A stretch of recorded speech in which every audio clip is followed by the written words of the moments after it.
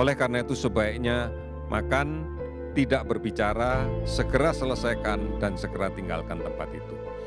Ini sesuatu yang baru. Karena selama ini justru di tempat makan itulah kita bisa bertemu dengan banyak orang, ngobrol, bisa berkepanjangan dengan suasana yang saling dekat, saling akrab. Ini yang harus kita rubah. Inilah yang disebut dengan adaptasi kebiasaan yang baru. Kemudian berikutnya yang juga memiliki peluang besar untuk terjadinya penularan adalah di public transportation, di sarana angkut umum. Bisa di kereta, bisa di bus, atau di dalam angkutan kota. Upayakan untuk tidak melakukan pembicaraan apapun. Tetap menggunakan masker dan hindari kemungkinan untuk menempatkan posisi berhadap-hadapan pada jarak yang kurang dari 1 meter. Ini menjadi penting. Kita harus mampu menjaga diri kita agar tetap sehat. Karena kalau kita sehat, kita bisa produktif. Kalau kita sakit, kita tidak akan pernah bisa produktif. Oleh karena itu, ini penting dan ingat, apapun yang kita lakukan di luar rumah, jangan sampai membawa penyakit ke rumah. Karena di rumah ada anggota keluarga kita yang rentan untuk menjadi sakit. Orang tua kita yang sudah lanjut usia, anak-anak kita yang masih balita akan bisa menjadi korban dari penyakit yang tidak kita sadari kita bawa dari tempat kita beraktivitas. Mudah-mudahan ini bisa dipahami karena ini upaya kita untuk kemudian bersama-sama menghentikan sebaran COVID-19 ini. Saudara-saudara, mari kita tetap melaksanakan ini dengan baik karena COVID-19 ini masih ada, masih mengancam kita semua, di mana saja dan siapa saja. Oleh karena itu, tetap aman agar kita bisa produktif. Terima kasih, selamat sore. Baiklah anak-anak, setelah kita melihat video tentang perkembangan COVID-19 di Indonesia, ini kita akan melihat bagaimana cara pencegahan daripada COVID-19 ini agar kita semua tidak terpapar dan senantiasa sehat. Namun sebelum bagaimana cara pencegahan, sebaiknya kita mengetahui dulu bagaimana penyebaran COVID-19 ini supaya kita tahu bagaimana cara mencegahnya. Menurut WHO, penyebaran daripada virus corona ini adalah melalui tetesan air liur atau droplet dan juga muntah atau vomitus dalam kontak terdekat tanpa pelindung. Nah, ini perlu, makanya kita harus memakai pelindung, terutama pelindung wajah atau yang sering disebut dengan face shield. Transmisi virus corona atau COVID-19 terjadi antara yang telah terinfeksi dengan orang tanpa patogen penyakit. Demikian kata WHO.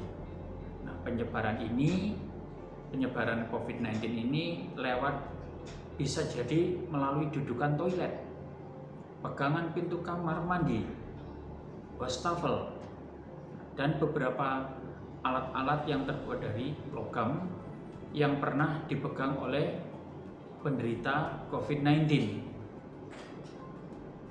Oleh sebab itu, kalau kita ingin mencegahnya, ya, ini ada salah satu saran atau video tentang bagaimana penyebarannya. Kita saksikan dulu video berikut ini.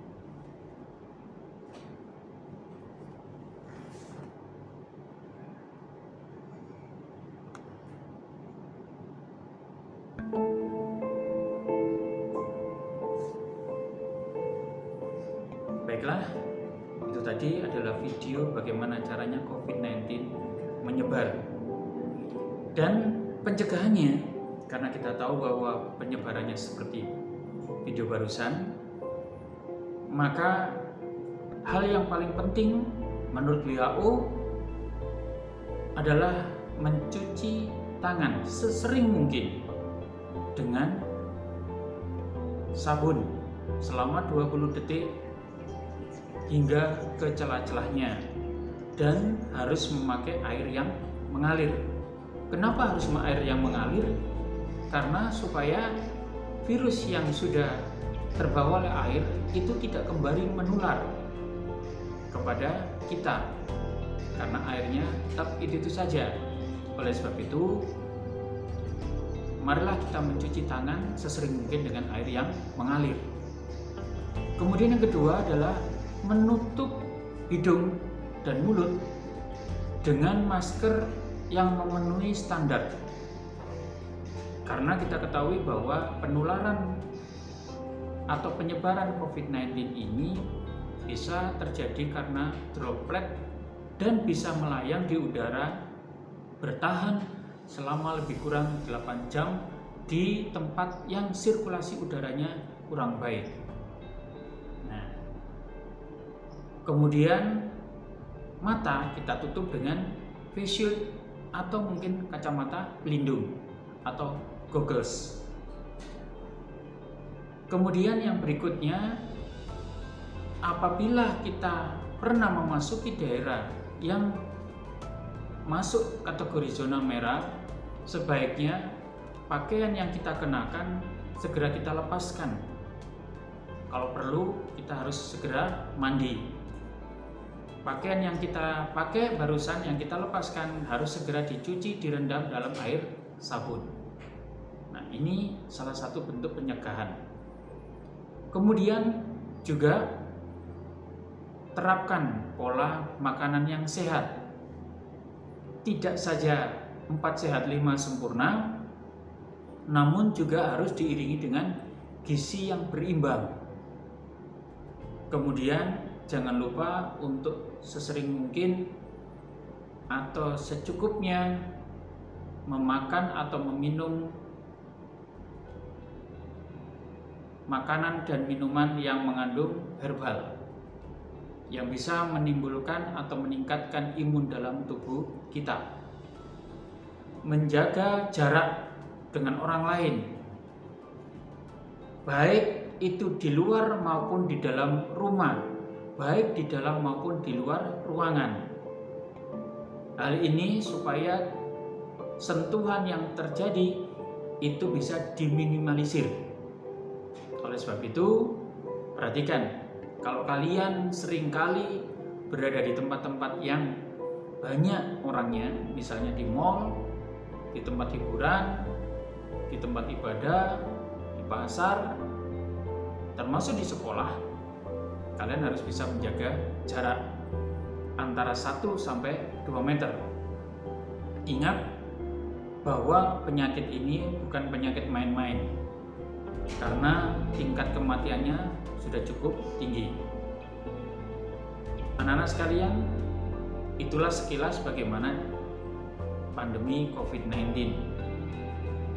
Saya berharap kalian semua bisa menjaga kesehatan dan bisa belajar dengan baik di SMK PGRI 3 Sidoarjo dengan sebaik-baiknya. Selamat belajar, semoga sukses. Assalamualaikum warahmatullahi wabarakatuh.